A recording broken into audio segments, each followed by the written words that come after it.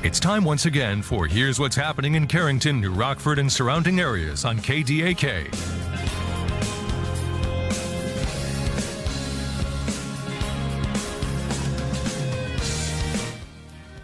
All right, this morning in studio, we're glad to be joined by Carl Hoppe, appointed supervisor for the Foster County Soil Conservation District, and also ND SARE coordinator, and also the NDSU Area Extension Livestock Specialist at the Carrington Research Extension Center. Good morning, Carl.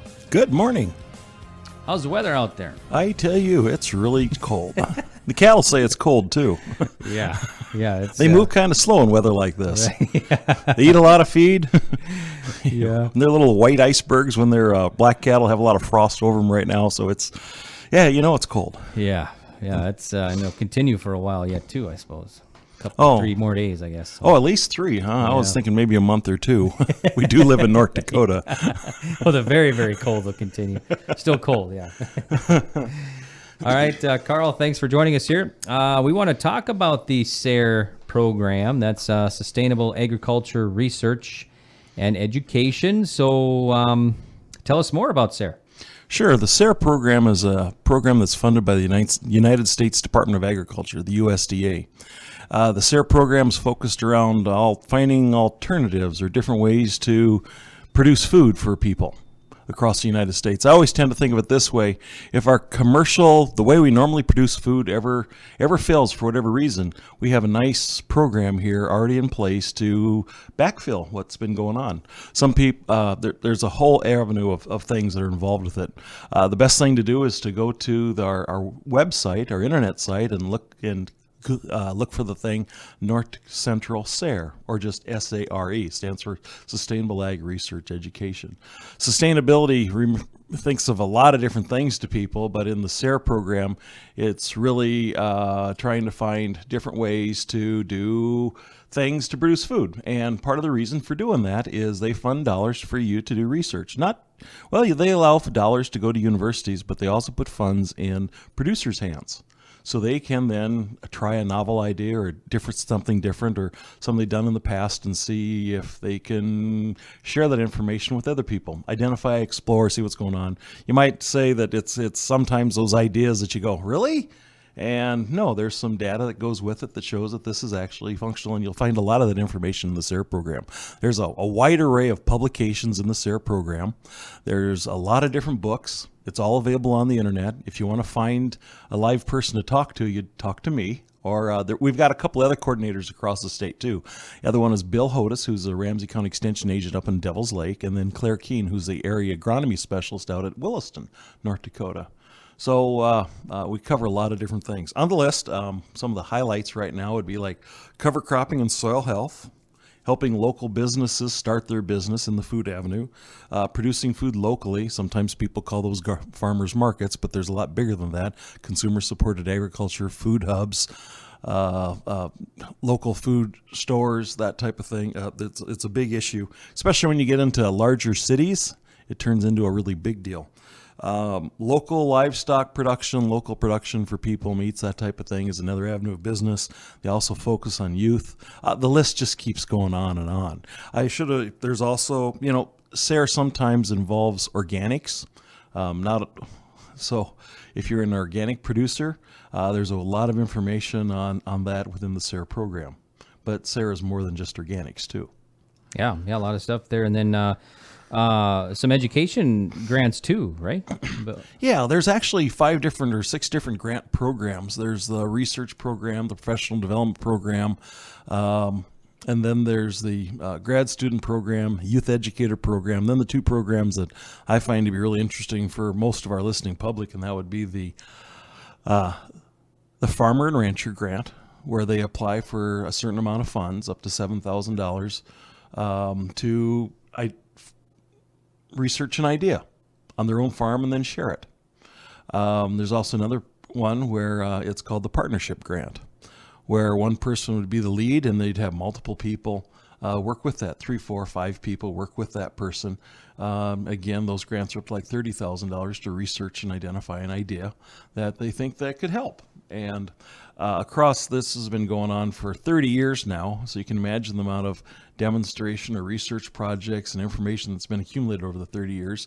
And matter of fact, there's a 30-year conference coming up the first week of April in St. Louis called Our Farms, Our Future. So it's, again, a showcase of information that's been developed over the years, a lot of it on-farm type work. And can you see some of the research that has been done, like in the past and stuff? Like, oh yeah, you can. It's all on the internet. It's all history. You can spend hours just searching through all the information and reading. Yeah. We do have books that are published, although a lot of things now are going into the electronic media. In other words, it's all on internet or read it on your iPad or however it is. But there are some books. One book that I remember just being published recently is called "Transitioning to Organics," and commodity production is what we do throughout most of North Dakota, but the highest growth area is the organic food area, if you look at from that perspective. But so there's a niche, there's a need out there. And when there's a need, you try to supply that need if you can afford to, if they're willing to pay for it. So yeah, lots of information available. And if someone listening and they want to maybe apply for that education grant, they just get a hold of you or go online, right? They can go online, look for the North Center. There's a little pane on the little window on our website that would identify when the due date is, what's need to be done.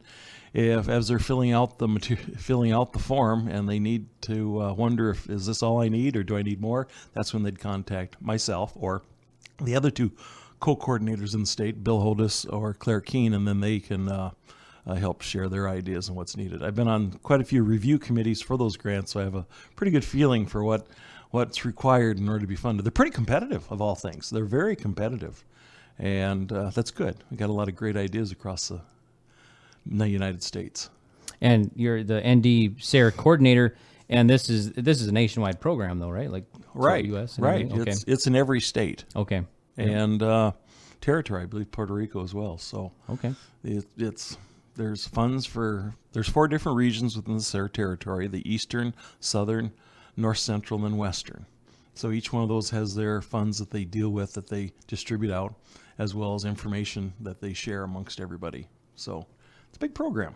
Okay, sounds good. We're talking this morning with Carl Hoppe. Carl, we wanted to talk about some Foster County Soil Conservation District stuff going on as well.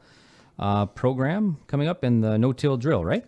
Well, yes. Last year we purchased a no-till drill to be rented out for people that wanted to try no-till in some of our smaller lots or sizes. For example, the saline areas out in our fields. This is one way to midsummer to go out and plant something, because usually in our saline areas, to have something grow is better than to not have anything grow. And if you want to disturb the soil as little as possible, no-till drills certainly do that. So we had a grant from another agency that allowed us to purchase this, and now it's for rent. And so it's available. We also have a manure spreader that we've had for several years now. That's got vertical beaters that can be used for spreading manure.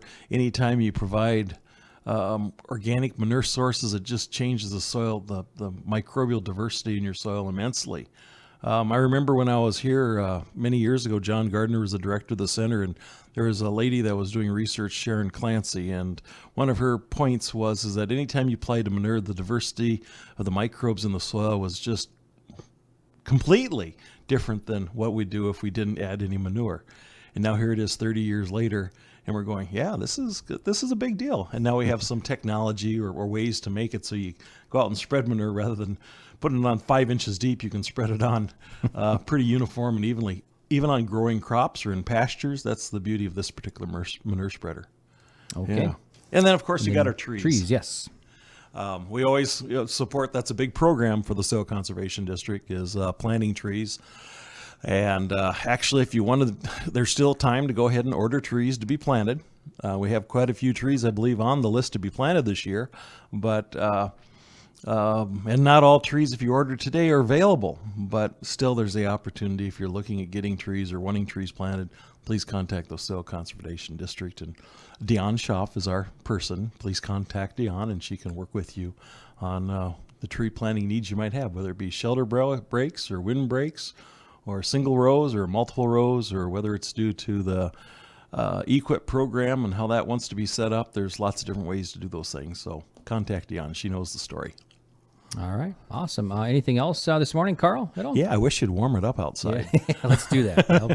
We'll work on that. So, all right, thanks, Carl, for joining us. So we appreciate it, and have a good rest of your day and week here. And are you a baseball fan? Looking forward to baseball now? Or? Well, actually, I'm a bull guy. I mean, I'm a livestock producer, so I enjoy it. And you know what it is right now? It's bull buying season. So there's a bull sale about every day of the week, or things that are going on for the next few weeks. So a lot of good bulls out there available for sale. I heard an advertisement a little bit earlier this morning. Excellent bulls. Just go out and take a look. You'll just be amazed at the quality of the bulls that we have. All right, sounds good. Well, thanks, Carl. We appreciate you stopping in. This morning we're glad to be joined by Carl Hoppe, appointed supervisor for the Foster County Soil Conservation District, and also ND SARE coordinator, and also the NDSU Area Extension Livestock Specialist at the Carrington Research Extension Center. And that concludes another edition of Here's What's Happening this morning.